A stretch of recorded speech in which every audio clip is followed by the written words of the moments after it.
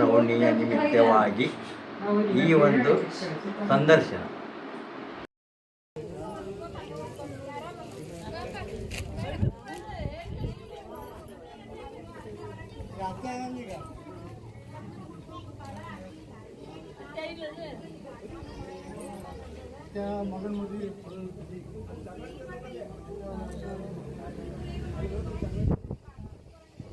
ಸಾವಿರಾರು ವರ್ಷಗಳ ಹಿಂದೆ ಈ ಕುಂದಗೋಳದಾಗ ಬ್ರಹ್ಮದೇವ್ರ ಗುಡಿ ಏನದಲ್ಲ ಅದೆಲ್ಲ ಪೂರ ಅಡಿವಿದ್ದು ಹೊತ್ತಿನಾಗ ಅಲ್ಲಿ ಒಬ್ಬ ರಾಕ್ಷಸ ಇದ್ದ.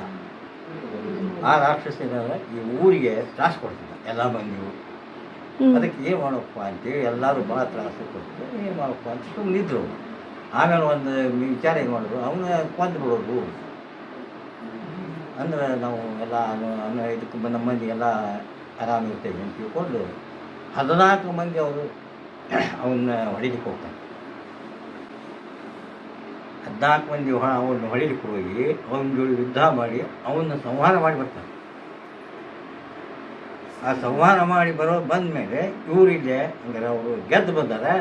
ಅದಕ್ಕೆ ವಿಜೃಂಭಣೆಯಿಂದ ಅವ್ರನ್ನ ಮಾಡಿಕೊಡು ಅಂತೇಳಿ ಅವರು ಒಂದು ಇದು ಮಾಡ್ತಾರೆ. ಆವಾಗ ಬ್ರಹ್ಮದೇವರಲ್ಲಿ ಹೋಗಿ ನೋಡಿದಾಗ ಅದು ಬ್ರಹ್ಮದೇವ್ರ ಉದ್ಭವ ಆಗಿತ್ತು. ಆ ಜಗಳ ಎಲ್ಲ ಕಾಡು ಬೆಳೆದಿತ್ತು. ಎಲ್ಲ ಕಡೆದು ಸ್ವಚ್ಛ ಮಾಡಿ ಆಮೇಲೆ ಅವರು ವರ್ಷಕ್ಕೊಮ್ಮೆ ಒಂದು ಇದು ಮಾಡ್ಬೇಕಂತೇಳಿ ಅವರು 14 ಮಂದಿ ಏನು ಗೆದ್ದು ಬಂದಿರಲ್ಲ ಅವರ ಈಗ ತಿಳ್ಕೊಂಡು ಅವ್ರಿಗೆ ಪೂಜೆ ಮಾಡ್ಲಿಕ್ಕೆ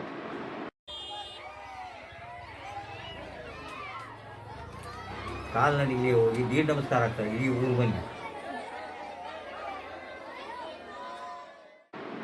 ಬಂಡಿಲಿ ಹೋಗಿದ್ರು ಅವರು, ಬಂಡಿ ತೊಗೊಂಡು. ಆದರೆ ಬಂಡಿ ಆ ಗುಡಿ ಏನು ಬಂತು ಅಲ್ಲಿ ಗುಡಿ ಬಂದು ಹೊತ್ತಿನಾಗ ಅಲ್ಲಿ ಗುಡಿನ ಅವ್ರು ರಂಗದ್ದು ಮಾಡಿ ಅಲ್ಲಿ ಅವಾಗ ಅವಶ್ಯಕ ಮಾಡಿಕೊಂಡು ಚಾಲು ಮಾಡಿದ್ರು. ಅದು ಇಲ್ಲಿಂದ ಇಲ್ಲಿವರೆಗೂ ಬ್ರಹ್ಮದೇವ್ರದ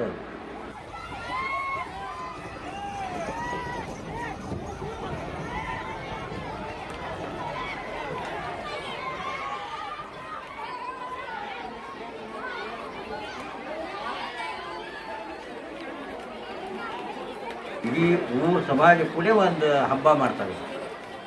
ಸಮಾಜದ ಹಬ್ಬ ಇದು. ಅವ್ರೇನು ಈರ್ಗಾರಿ ಪೂಜಾರಿ ಇಡ್ಲಿಕ್ಕೆ ಬರ್ತಾರೆ ಅಕ್ಷತ. ಅವು ಯಾರು ಆಗ್ಬೇಕು ಅಂತ ಸಂಕಲ್ಪ ಇರ್ತವ ದೇವರು ಅವ್ರ ಹಣಿ ಮೇಲೆ ಅಕ್ಕಿ ಕಾಳು ನಿಂದಿರ್ತಾವೆ. ಅವು ನಿಂತಿಗೂ ಅವ್ರ ಹಣಿ ಮೇಲೆ ಅಕ್ಕಿ ಕಾಳು ಅಂದರೆ ಅವರು ಆಗಲಿಕ್ಕೆ ಅರ್ಹರ. ಬಂದ ಮೇಲೆ ನಾವು ಪೂಜೆ ಮಾಡ್ತೀವಿ. ಹಣ್ಣು ಹಾಲು ತುಪ್ಪ ಕೊಡ್ತೀವಿ.